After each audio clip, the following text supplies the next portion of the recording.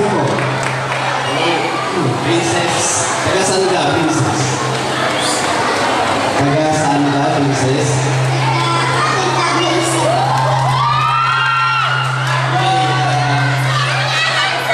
Kanina bago ka magsimula, medyo mangyayin ka eh.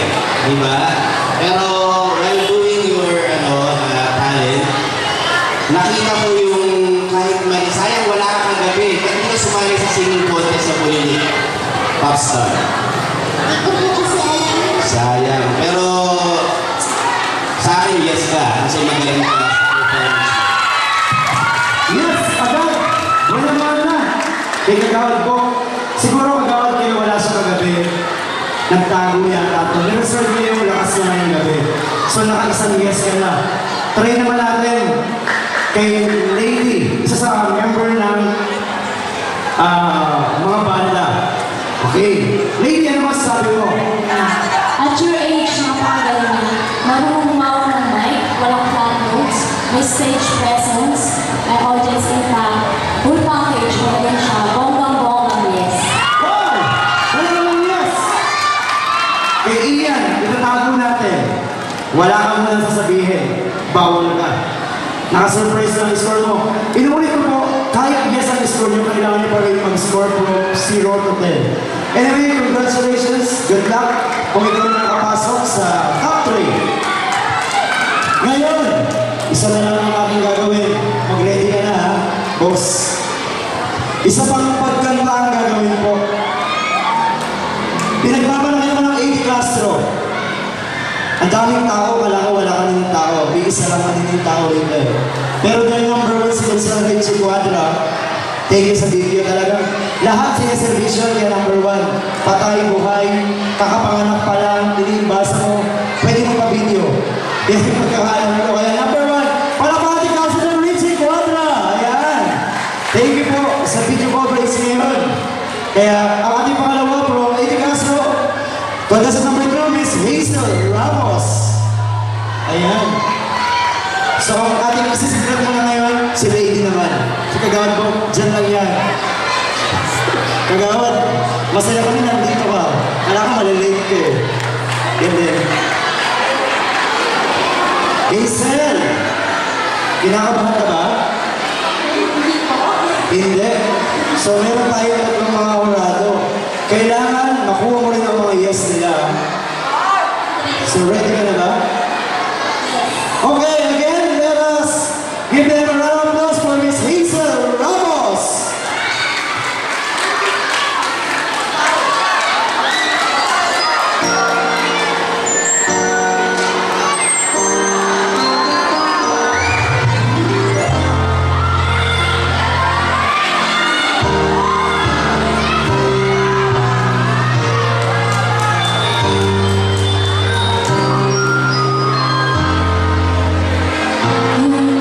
You are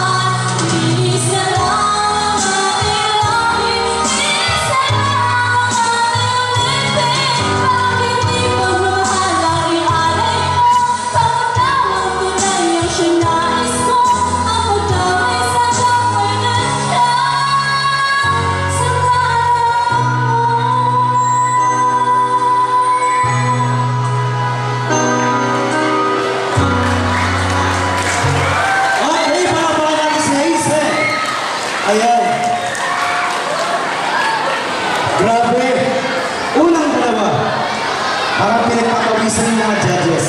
Ako rin kamusta kawis. Pero may nagtipa kayo yan ha. Pero basang-basa na rin sila. Hazel, kinakabahan ka ba? Okay, ngayon tingnan natin si Ian. Sa yung yes or no?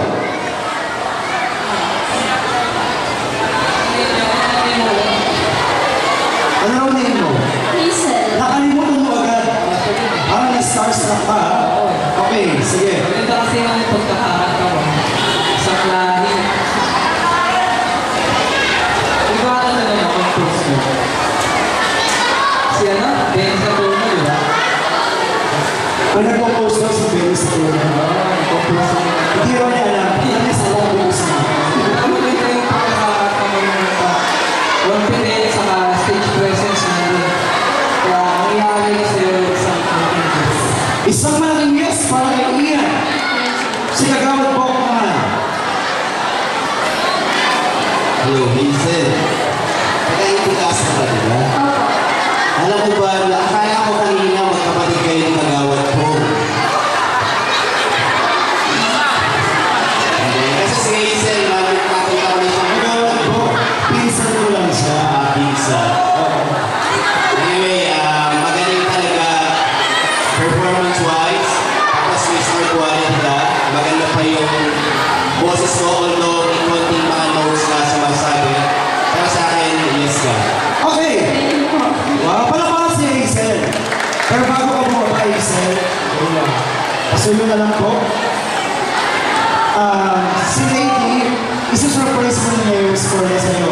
If ever man na gusto ko ka sa number 1, nag-guess Ian, o mag-guess din sa'yo, magkakaroon kayo ng break dun sa mga scores ninyo. Okay? So again, maraming salamat. Okay, thank you. Again, we'd like to thank Kapitan Popoy Hernandez. Bawasan mo nga ng konti. Sa kagawad po, naluloko ko eh. Kagawad po, Kapitan Popoy Hernandez, sa mga SK kagawad, kay SK Chairman Ian, kay Councilor Richie, maraming salamat po. Siyempre, congratulations sa mga bagong anal na pinuno na akong Valenzuela, kay Mayor Sherwin, Congressman Rex, bagong-bagong idol, Councilor Marlon Leandrino, congratulations din sa iyo. Ngayon, ibigyan ko ng pagkakataon na mag-tandem muna rito sa taas dahil ako ay binabasag ni Kagawa. Lagot ka sa akin, mami ha. Nandiyan pa naman si Arlene. Arlene, binasag ako ng best friend ko ha. Again, we'd like to thank RCL Mobile. Maraming salamat sa iyo. Pagpupuyat,